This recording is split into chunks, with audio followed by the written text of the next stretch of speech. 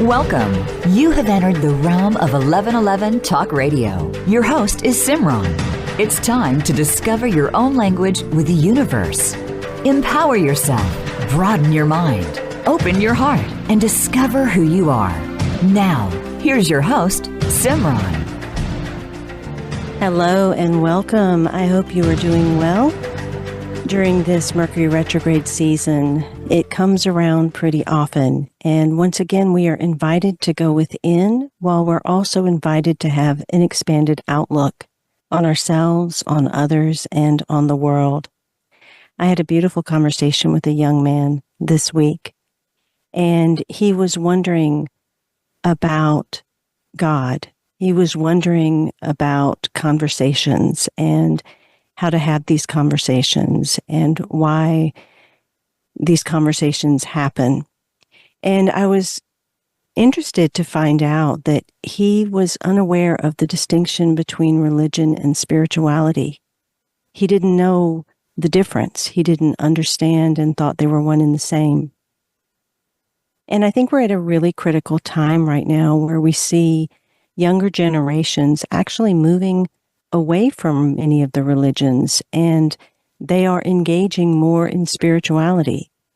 I think that there's a large populace of even the baby boomers and the generation after that have their religions that they have been ascribed to, but have shifted and turned a bit to become more spiritual. Do you even know what that means? What does that mean to you? Because it might mean something different than it does to everyone else. And when you think of spiritual experience, where does that take you? Do you see it as one plane of existence, or is it possibly many different steps that you are here to rise within as you begin to know yourself, others, and the world a little bit better? I'm quite excited today about the conversation. I think I was first excited because Jonathan Ellerby's title of his book happens to have 7 in it, and you all know how I love the number 7 after my trilogy released over the past couple of years, Living the 7 Blessings of Human Experience, Being the 7 Illusions that Derail Personal Power, Purpose, and Peace, and Knowing the 7 Human Expressions of Grace, which comprise the multidimensional human. And in that, I go into a lot about how we are here to truly know our humanity and the many layers that we stumble through to get there so that we can embrace life and ourselves in totality. And so as I read Jonathan Ellerby's book, The 7 Gateways of Spiritual Experience, Awakening to a Deeper Knowledge of Love, Life, Balance, and God, it was the perfect conversation to have because it's a great step to understand spirituality, to understand what spiritual experience is and can be, and to understand the 7 gateways that you'll rise within, not as a place to judge you where you are, but as an exploration, an adventure, a discovery into the unknown that existence is, and you are part of that existence. He says, spiritual experience involves the opening of the eyes of the soul. We learn to hear with the ears of the heart. We touch with our spirit. Spiritual experience is better taught by poets and musicians than scholars and scientists. But we have lost our will to listen and learn from the magical. We have forgotten how to be playful and vulnerable. We have lost the ability to be surprised and sensitive. Spiritual experience is about the awakening to the soul of the self and the soul of the world. So what better conversation can we have than this one today? Jonathan Ellerby, PhD, has spent more than 35 years dedicated to the personal, professional, and academic exploration of spirituality, healing, and consciousness. Throughout his journey, he has traveled the world, meeting and studying with spiritual teachers from more than 40 cultural traditions. He has a doctoral degree in comparative religion and an ordination as an interfaith minister. And he's worked as a healer, a teacher, and a consultant with individuals and groups in settings as diverse as hospitals, major corporations, prisons, community groups, conferences, and some of the world's leading holistic health resorts. He was a pioneering spiritual program director for Canyon Ranch Health Resorts and led the innovation of many other spiritual programs and projects. So Jonathan's work and training has taken him deeply into the worlds of indigenous healing, corporate culture, integrative medicine, and nature-based travel. Talk about a holistic approach to healing, to wellness, and to spirituality. Jonathan's also the author of Return to the Sacred, Inspiration Deficit Disorder, and The Promise of Paradise. And I have had him on for The Promise of Paradise, so you can look up that archive.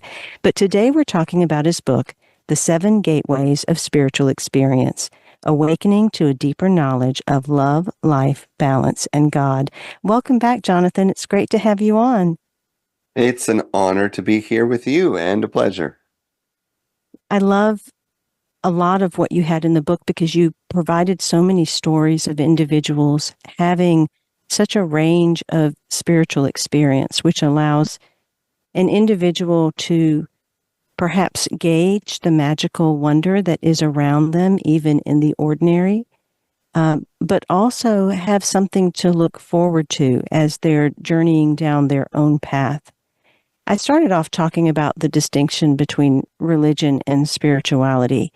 And I think there are many people that don't really understand what being spiritual or spirituality really means and the broadness that it encompasses. Would you perhaps give us a blanket understanding of what that is in the context, particularly of this book? Yeah, thank you for the warm welcome and the incredible introduction. And I think a very important first question. And I have to say, for some of us, it seems like this really should be an old topic, right? It somehow seems like, how come we haven't sorted out the difference between religion and spirituality yet? And yet, and I'm saying this as a preamble, because I think not only are some people still confused about the difference between the two, I think there are also people who are clear about how they are not the same, but then what happens is they hold them divisively and they hold them against each other. So I'm going to take a little time just to unpack both sides of this, if you don't mind. So the first thing that I'd like people to acknowledge or to consider is that spirituality is a fundamental dimension of the human experience. So it's not really a choice if you're spiritual or not. And I think a lot of people think it is. It's no different than being physical. Now, you may not like going to the gym or paying attention to what you eat. So you might not be interested in physical growth or even pay attention to what your physical experience is, but you're still physical, like it or not. In a similar way, you have an emotional dimension, whether you like it or not, a mental, intellectual, cognitive dimension, whether you like it or not, and you have a spiritual dimension. So for me, at the very foundation, our spiritual dimension is our relationship to, I guess, what I could simply call the biggest questions of life. Who am I really? What's truly important? Where do I come from? Where are we going? What really matters? What relationships are important? Those core questions, which could also potentially be called questions of meaning or existential questions, but those core questions, whether you think about them or not, whether you pay attention to them or not, the way you have consciously or unconsciously answered them shapes your entire life. Now, these answers can come from within, from the soul, from the self, but they're also heavily influenced from outside, from our culture and what we've been told and what we've been around. But again, step one is to recognize that we are all innately spiritual, and we can grow that spirituality as we can mature in any area of life if we develop it with practices, with experiences, exploring philosophies, and coming to know the self as soul. But of course, because this is an innate and universal aspect of human experience, it persists around the world. It exists in all cultures. And the way that human beings have organized their experience of spirituality for thousands and thousands of years is with religion. Religion, in its essence, is nothing more than a container for spirituality. And yet, as we'll go in step 3, it's an important container. But let's take step 2. Step 2 acknowledges that religions form around spirituality and spiritual experience. In fact, if you study any of the world's religions, you'll find most of them spring out of a profound spiritual experience by a great master, whether it's Jesus, whether it's the Buddha, whether it's Guru Nanak. It doesn't matter what tradition or what part of the world. Usually there's a profound spiritual vision or experience. Some of them are described in my book. And then people say, okay, if that's the way the world really works, what do we need to do to get there? Okay, well, here are the practices. Oh, and when you were there, what were you shown? Okay, here are the teachings. And then we find there's community. And then because we are whole beings, mental, emotional, physical, spiritual, we draw in all those elements into our religious tradition. So there's movement, and there's song, and there's study, and there's devotion. Religions just reflect people as a vehicle to connect with and experience the divine. Now, yes, this is an important part of step 2. Religions have definitely, I would say, struggled with the influence of people, because when we look back through history, too often we don't find ourselves struck by the incredible charity and benevolence and service that has come out of religion. Too often we're struck by the againstness and the violence. But that's, to me, not a function of religion. That's a function of people. And we see that in politics. We see it in sports. We see it in marriages. We see it in schools. Whatever is a part of the human condition is also within the religious communities, because religions are a human-created container for something more than human. So it's important to see that separation. Last thing on that point, and then we're going to go to the last one. We must recognize that while religion has become co-opted by the ego and harmful and hurtful for so many, and while religion has even in simpler and smaller ways been used to control people, and the spirituality has been lost, and people become more oriented around, social climbing and going just because we were told and all those kinds of things, it still plays a very important role in people's lives to help them contain, make sense of, and pursue spirit. And that's really the third and final step, which is sometimes I think we're coming to a place where we can evolve beyond religion, and let's just not have these tools and communities and places that are so susceptible to ego and division. But when I look into the world and the experience of people who are particularly spiritual but not religious, one of the biggest challenges I find for them is a lack of containment, a lack of mentorship, a lack of direction. And while there's a great value in drawing from all the wisdom of the world, and I think I do that in my work, I think you do that in your work, at the same time, there's also something important for the mind to have a coherent system of thought that we can live by, as long as we understand that it's just a vehicle. It's just an avenue built by people to contain something that is ultimately mysterious, beyond control, and more than we will ever understand. When I was 4 years old, I had a really profound experience that led to a conversation with my mother. And she explained at that time that religions are all these different ladders to the same place, and that I should seek the pearls of truth within each one, because those would be common amidst them. That they would all have stories, they would all have certain parts that are made up, but there would be pearls of truth that would be common. And that was a really important thing to hear in that particular moment, because it felt very loving and very expansive.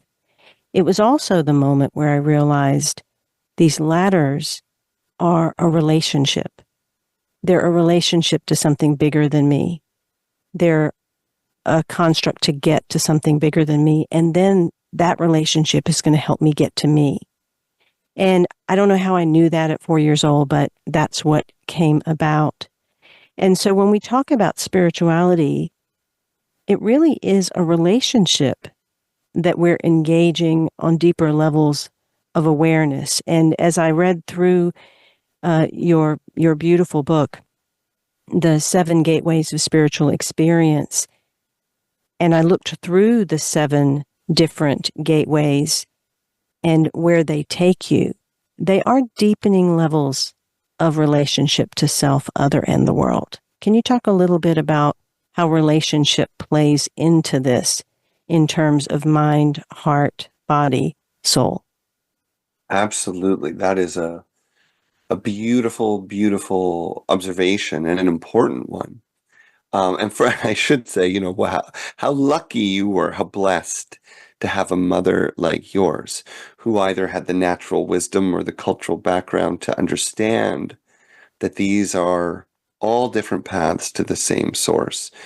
And there are many traditions that know that. Unfortunately, it is also sometimes the path of a tradition via devotion to drive people to exclusion. And usually that's where we see breakdown. So let's think about spirituality as relationship. I actually think that is precisely what spirituality is. I mean, if sexuality is your relationship to sex and physicality is relationship to your body, and, we could go on and on, well, spirituality is your relationship to spirit. And at the bottom of the ladder, that may be just your relationship to your own sense of meaning. So it begins very psychologically. And then it begins to expand, because as that self-psychology begins to deepen, as your identity begins to grow, you realize you're not as isolated as you thought, that you're quite connected. And then suddenly you move up a little bit on the ladder and you realize your spirituality is about self. It is about authenticity, and it is about everyone you contact, the people that are in your family, the people that love you, the people that serve you. But as you deepen that relationship and those relationships, well, you realize you can't really draw the line between people that you love and serve and they love and serve you and anyone, really, because everyone's influencing you. Everyone's a part of this human journey. And so there's a kind of spiraling of relationship that naturally happens as you move up that ladder, and the circle of what you are in relationship with expands and expands and expands. And interestingly, it's a good observation. I don't even know that I really pointed it out very well in the book, but the progression from step 1 to type 1 spiritual experience to type 7, even though it's not meant as a developmental model, you can actually have any one of those experiences in any moment and never have some of them. It is also true that these experiences can be stacked, and what you observe in them, what you feel in them, and maybe we can talk about what they are so people have a better sense of what we're talking about. You become more inclusive, more expansive with each step. And ultimately, we come into relationship not only with all of life, but with mystery itself. And then it kind of cycles back in a sense. I mean, of course, the ladder analogy works. But there is also kind of a return to the world. So we're not just progressively transcending and including, transcending and including, transcending, and we're out. But I believe we come to a place where we enter into a profound relationship of love with all things. And that means that we can find God or spirit or whatever your consciousness, energy, Allah, Brahman, whatever words capture that ultimate source and mystery, we can truly experience that in the present moment, in any day, in any situation. And that expansiveness, the all in the small, allows us to bring love and wisdom to all relationships. I really appreciated how you shared that religion also acts as this framework or guide, that sometimes if we're very far into simply being spiritual, we can become these wanderers in the desert and find find ourselves in all manner of places with no direction. And yet we are these adventurers, these explorers, these people that are seeking experience. And you talk about how it is the mystics and the poets and the singers and the artists that really touch that sacred in a way sometimes that the mind doesn't necessarily get into. And so in navigating this path, as we move toward the 7 ways that we experience the sacred, how do you suggest someone approach their spirituality going forward? How would you assist an individual in looking at religion as part of the experience, adventure, the wandering, as well as the permission and the acceptance to wander off the path? Yeah, such a great question. Gosh. So to take you kind of into a conversation with someone who might, contact me for coaching on this exact topic, right? Oh, Jonathan, I heard you with Simran, and I really want to grow my spiritual path, but I don't know where to begin. Well, the first thing I would ask is, well, tell me a little bit about your history of spirituality and spiritual experience. Did you grow up in a religious tradition? Do you have a strong cultural framework? My intention would be to begin where they are. And so if they say, well, I'm Catholic, but I kind of haven't been to church in 100 years, and, I still believe in that, and I kind of miss it, but it's not, quite everything I need. Well, that person, I would say, well, let's not throw that out. Let's explore that a little bit. Let's go deeper into what's familiar. Let's use your language. Now, I'm going to tell you and the listeners, the reason why I want to start there is not only so it's accessible and familiar, but this is a little secret. It's also because that coding, right, that deep subconscious programming from that tradition, it's not going to vaporize just because I asked them to read a book about the Buddha's life. Or it's not going to suddenly disappear. It's going to stay there as a lens. So let's immediately acknowledge it. Let's get it into the conversation. And then maybe they go back to that for a little bit and look deeper, but I would have them look more progressively. So Catholic example might be Richard Rohr. Oh, let's find someone who's Catholic but spiritual for them to read. Or if it's, let's say they were raised Buddhist, I might suggest they read Jack Kornfield, who's Buddhist plus, and so we find these kinds of contemporary teachers in all traditions. Then we can progress and see what's resonating, see what is bringing life and energy to them. And then maybe they do go down a different path. And we say, okay, well, this may be the bus that we're on, but we're getting off at a station here and we're going to go on a little sojourn. We're going to go on a little adventure together. And we might dive into a tradition or a practice that will bring them deeper to something that is activated. I will also say that if someone is rigidly in a tradition, then we will very quickly begin to challenge that, because rigidity is not a friend of the spiritual path. And then we progress from there. Now, I'm going to add 2 other elements and then try to wrap it up in a minute here. The 2 other elements that we have to add is that whatever philosophy or a few other elements, whatever philosophy I'm trying to introduce them to or invite them to explore, I also want to welcome them into practice. So let's find things they can actually do. Maybe a little something every day, something longer every week, something deeper every month, right? So I like to build a structure for this person. So there's a philosophy they're exploring, but then there's going to be compatible practices. When I say practices, meditation, prayer, yoga, dance, ceremony, lots of things count. And I'm going to encourage them at some point after expanding and trying lots of practices and exploring lots of traditions to narrow again and get focused. Stick with one practice for a longer period of time. Stick with one teacher or tradition. Now, the last two things I want to add, community matters. So it's wonderful they have a coach, wonderful they have a philosophy, wonderful they have a practice, but community matters. It's powerful to practice with others and to learn with others and from others. But finally, the last thing I would say is that more often than not, people come to me who are absolutely not religious, never were, or haven't been for a long time. So for those people, we simply start with their sense of calling. What's resonating?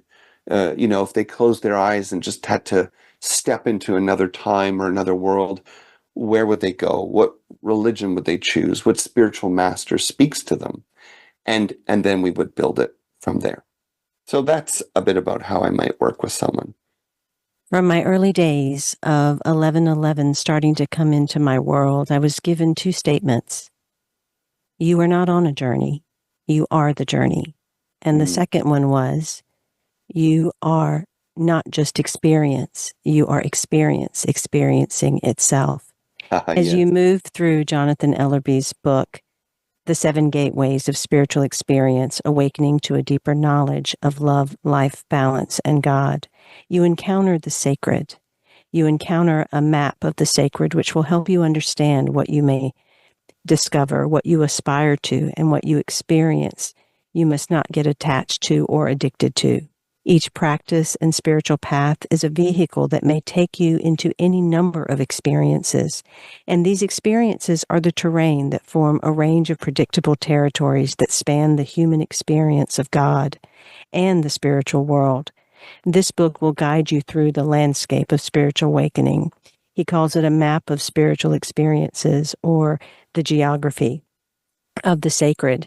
And you go in through these 7 ways, which we'll be discussing in the next segment. Again, the book is The 7 Gateways of Spiritual Experience, Awakening to a Deeper Knowledge of Love, Life, Balance, and God.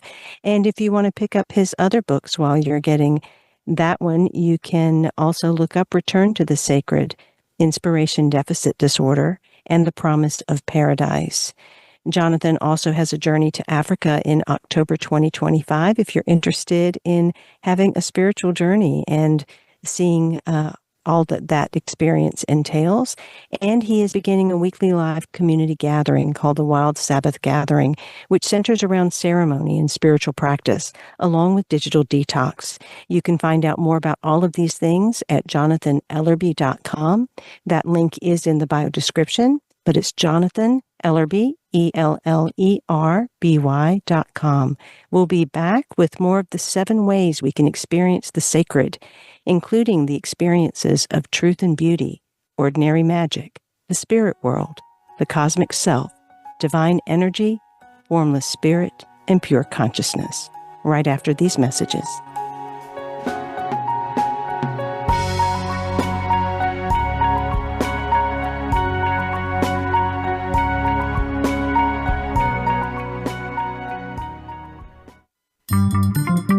Voice America is on LinkedIn. Connect with us today. Do you want more? More joy, more abundance, more power and presence? How would it feel to have more loving relationships, more empowered community, greater fulfillment and life purpose? The 1111 Mastermind community inspires, empowers, guides, and supports transformation. Shift your mind, expand your heart, deepen insights, let go and chart a new course, dream a new dream. The 1111 Mastermind community is an online portal for personal transformation and soulful expansion. Go to courses.1111mag.com. That's courses.1111mag.com. Change begins with you. Let it be simple, convenient, and transformative. The time is now. Step through the 1111 gateway. Courses.1111mag.com. Have you seen 1111? Do you wonder why certain numbers keep showing up in your life? 11, 111, 22, 33, 444. People all over the world are seeing 1111 and learning the language of universal communication. Subscribe to 1111 Magazine today. www.1111mag.com. 1111 Magazine is a bi-monthly print publication that offers a rich, multi-sensory experience. As you engage with experts and topics of consciousness, become enlightened, empowered, and energized, so you live a passionate and authentic life of conscious choices. 1111 Magazine, a daily staple for lifting the mindset, discovering the heart, and stepping into conscious living. 1111 Magazine. Order now at www.1111mag.com. 1111mag.com. It's your world. Motivate, change, succeed. VoiceAmericaEmpowerment.com.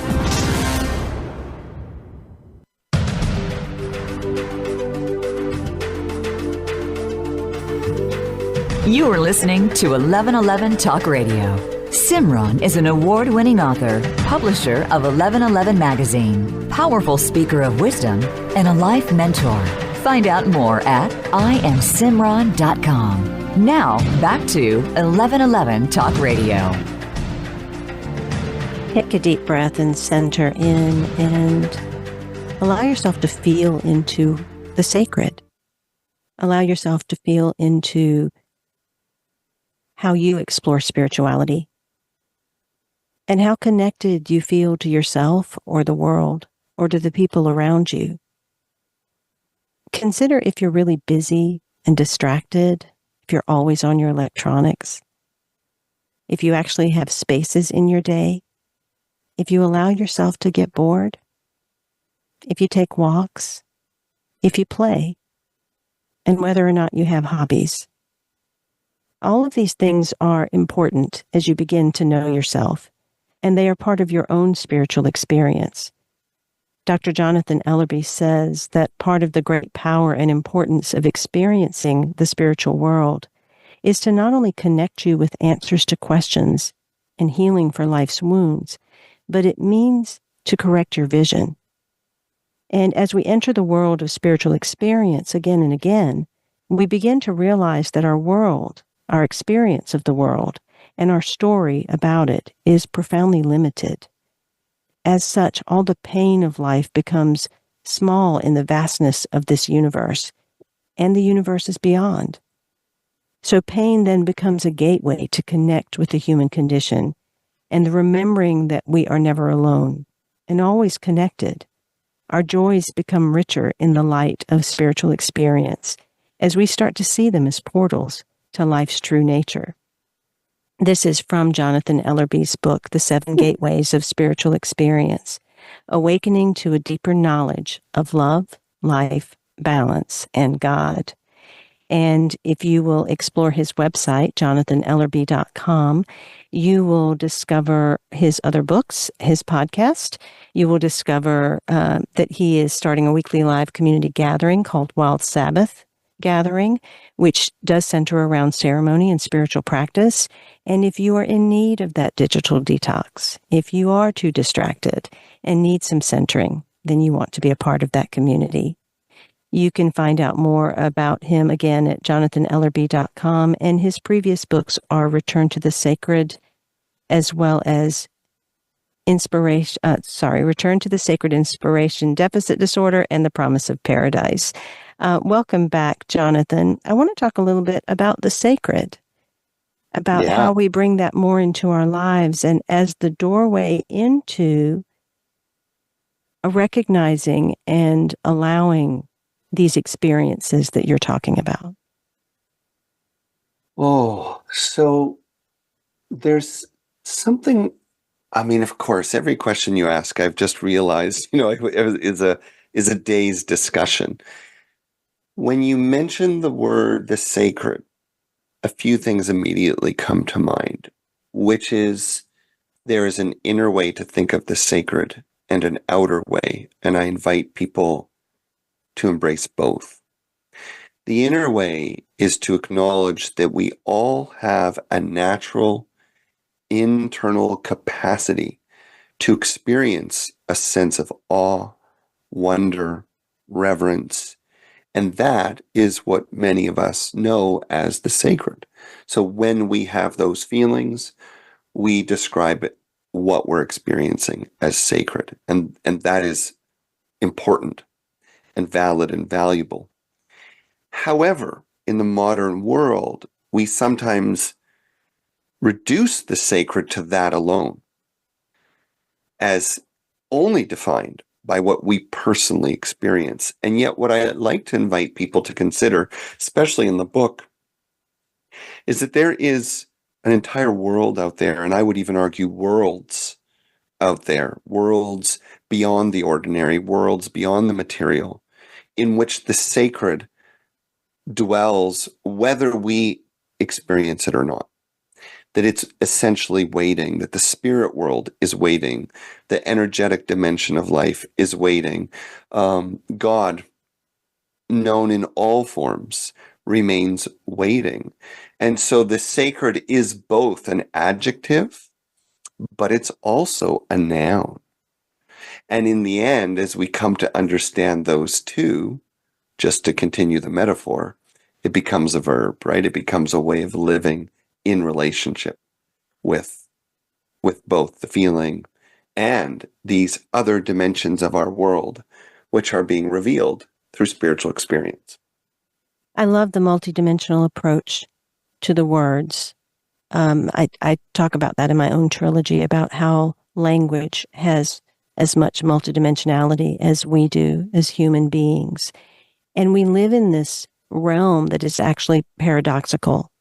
And so as I look through and as I've read through so many of your stories that are encompassed within these 7 ways, these experiences that we encounter, the mind would want to project onto them or project onto certain experiences, good or bad, painful, healing, right, wrong, beautiful, ugly.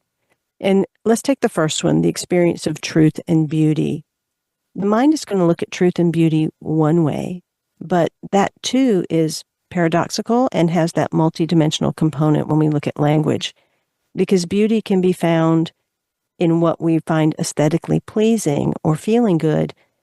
But the longer we stay on the path and the more we deepen into our own spirituality and embrace our story and our shadows and our pain and our understanding and acceptance, there's also beauty in the pain, beauty in the texture that life is. Talk a little bit about the navigation of this geography as we move through these experiences that are the 7 gateways. So I want to clarify for the listener, at least what I hear in the question, which is that you're talking not directly about what are those 7 experiences, but about the movement between them and how we may go into them and come out of them and so on. That's what I hear in the word navigate. And that, regardless of if that's what you meant or not, that is so important to pay attention to, because that's usually where we get lost. So the experiences themselves, truth and beauty, which is sort of like an aha experience in an everyday setting. Spirit, I'm going to just jump through a few of them by example. Spirit world experiences, we experience a being like a deceased loved one or a divine teacher, something immaterial but feels real and is either felt or seen or heard, and so on. Maybe it's divine energy, and we sense or see energy in a moment, in a place or a thing or a person.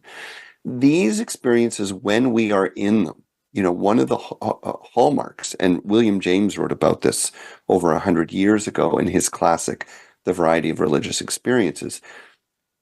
One hallmark is that they feel more real than real life. They often feel self-evident and self-explanatory. The problem for most of us is not in the spiritual experience, it's what we do with it. It's coming out of it. And as the word navigate suggests, it's moving between them. So what happens, to explain this then to people, is that we may have one frame of reference. Oh, I've always, been a spiritual person, religious person, and I believe in, fill in the blank, God. But I just had an experience of a spirit, and I was always told that was wrong or bad or evil or demonic. Okay, now we have a problem navigating, because neither is wrong or bad. They're just, you grow up in a culture that just knew about one and didn't know about another. So the first thing I want people to understand is that, as you said, just in the same way all life can teach us and all life can bring us to a deeper experience of self and spirit, all 7 experiences are equally as valid and powerful. But maybe to just conclude a little more quickly, it's not clear to you how to integrate the spiritual experiences you have had or that you are having, then I absolutely recommend look for resources, look for a mentor, look for a guide, look for someone to talk to process. Because usually a spiritual experience defies our ability to navigate it precisely because there's something we don't understand, or there's some personal psychology that's getting in the way. Maybe the short answer is don't do it alone. Look for help. I do think it's really important to have mentors and people that you can trust, or are these individuals that are walking beside you that can see beyond what you can see. Within the book, you write, in experiences of truth and beauty, we become absorbed in the present moment. And much of my teachings stemmed earlier around signs and symbols that would appear, and how the conversations with the universe and the language of the universe speaks to us all the time as spiritual experience. And I find that when people see signs and symbols, they are paused. They end up all of a sudden snapped into the present moment, and they feel something because of that. Do each of the experiences that you relay in your book, and can a person start to define their more awakened spiritual experiences by how present they've become to the moment? Yes. Yes. Well, I pause because I would say present moment awareness is one of the universal gifts of spiritual experience. Absolutely. However, in the midst of a spiritual experience, it is difficult to speak in terms of time. And some people would say that their spiritual experiences have taken them away from the present moment. So the category of experience called cosmic self could be such an experience. Psychologists would call it dissociative. Experience as a formless spirit or pure consciousness, psychologists would call absorptive. In other words, in many of the spiritual experiences, we literally experience reality and self differently. So the phrase present moment awareness doesn't always make sense within them. And yet, you are absolutely right that what they all point us towards when we come back to life, so to speak, is the power of being in the present moment. And there was also something you said, it was sort of a nuance that I think I heard that I want to highlight for people, which is Well, two things. First was the phrase, the journey, the quest, right? The adventure. I think that is absolutely a essential metaphor or idea or way to understand the spiritual journey. This is not like you arrive to one experience and you set up shop. I'm done. I saw a ghost. Oh, I experienced energy. Oh, I met God. No, it's just the beginning of a journey. So the journey element is critical. But it's critical for a variety of reasons. And one of the reasons is that each of the seven experiences can not only feel like a destination and perhaps help us to heal something or understand something, but each of the seven types of experience can help us to navigate the others. So for people from earth-based or shamanic cultures, the spirit world relationship actually helps guide them in the other six experiences. Or awakening to formless spirit or the oneness, experience of God becomes a container for ordinary magic or the experience of the cosmic self or energy. So they're very interconnected and each can inform and help guide us through the others. Within the book, you do have this sort of ladder of experience, and in the book you say they can happen at different times or they could happen sequentially, but you can't experience one of the latter ones before you experience one of the former ones because it's more of an expanding that takes place. We do live in a very distracted world, and we do live in a world where so many people keep trying to aspire toward a place rather than being the journey. They're wanting to have a special experience. They're wanting something to happen in meditation. They're wanting to have mushrooms so that they can have this cosmic expansion. What is the line between doing something out of the distraction mode versus really grounding in a spiritual experience? Because I've found when I live my life as I've been given, whether it is the most beautiful or the most traumatic experience, that the deepest, most profound awareness and spirituality is in that, not in trying to run away from it. I'd love to know your view of that. Oh boy, another fabulously complex question. So I have this same vision and view, which is I will say I love and celebrate a spirituality that's about embracing life as it is, not encouraging us to escape it, and not even fixating on healing it or changing it, because very often there's a desperation that people choose spirituality with, where they essentially do it to, quote, get better. However, while we must be cautious, and I emphasize this strongly, that spirituality doesn't become another ego game. In other words, we pursue psychedelics because we want to heal something or connect to something greater, but then suddenly it becomes a kind of contest of how many whatever ceremonies we've been to or how many psychedelics we've done or how strong a dose, and it suddenly becomes a community of pride and comparison. Like, that's the way we don't want it to go. On the other hand, what's been hard for me to accept, and I'm going to admit this, people come to spiritual maturity and awakening through all kinds of avenues and doors, and sometimes they do go essentially for what I would call the wrong reasons, and yet come out with something important. For example, maybe somebody does participate in a yoga retreat with a friend because it's just the thing to do and they want to fit in with a group. Well, I don't think that's the right motivation. Or they're participating in psychedelics because they just can't stand their life and they want to escape it. I don't think that's the right motivation. Or they join a spiritual community or group, and they don't believe in God or spirits or anything. They're just lonely and want to get out of the house. I don't love that motivation. And yet, I've learned to embrace and accept all those things, because very often those are the ways that the universe has tapped someone on the shoulder to say, hey, there's something more. Come check it out. Now, they may not know it when they set off, and it may not look like it to someone from the outside.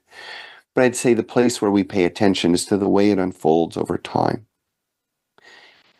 And then let's circle back to your point. If it becomes a source of addiction or attachment, control, division, diminishment, there's just nothing that I celebrate there.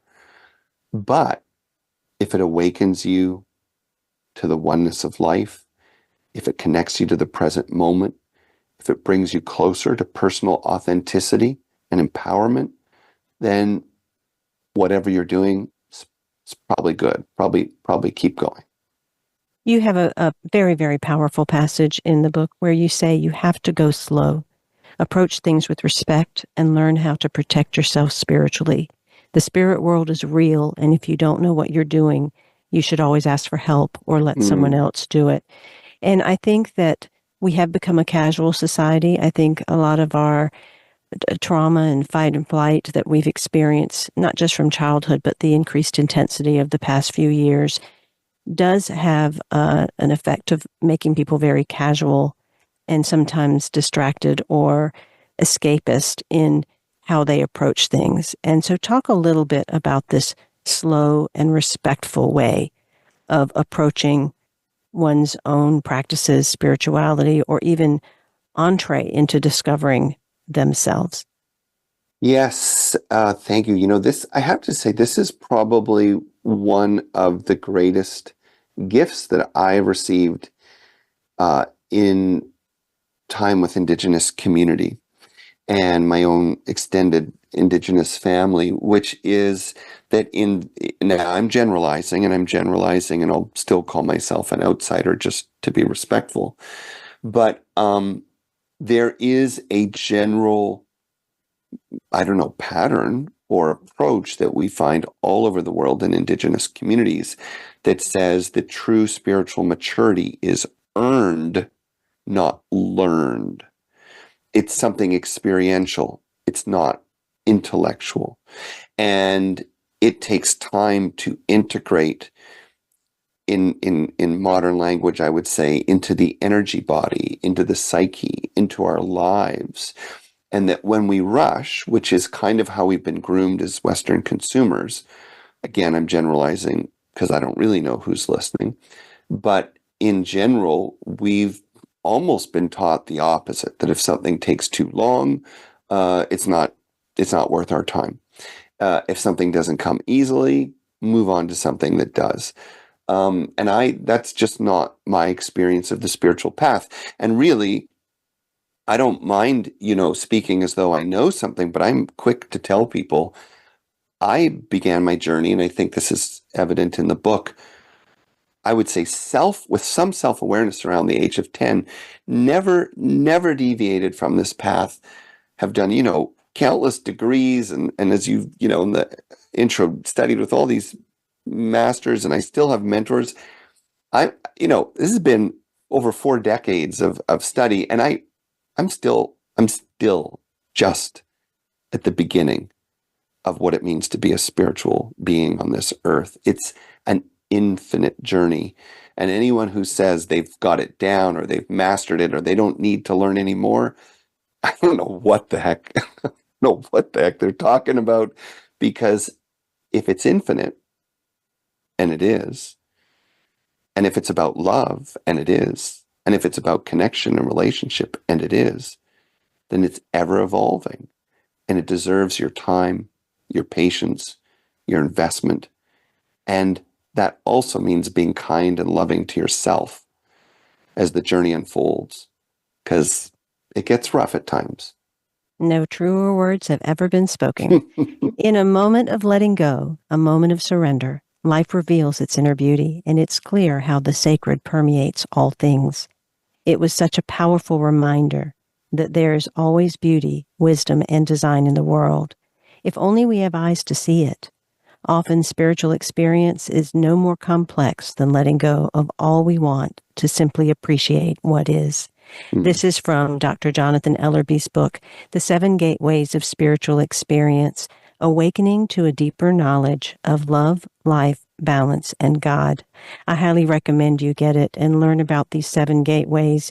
Explore all of the stories and find yourself in them. You'll have many little awakenings and aha moments as you deepen into yourself and as you start to slow down. There are many truths woven throughout it. Again, check out his weekly live community gathering, Wild Sabbath Gathering, so that you can center into more ceremony, spiritual practice, and digital detox, and also explore his journey to Africa for October 2025. Thank you, Jonathan, for being on 1111 Talk Radio. It's been a pleasure as always. Until next week, I am Simran, in love, of love, with love, and as love. Be well.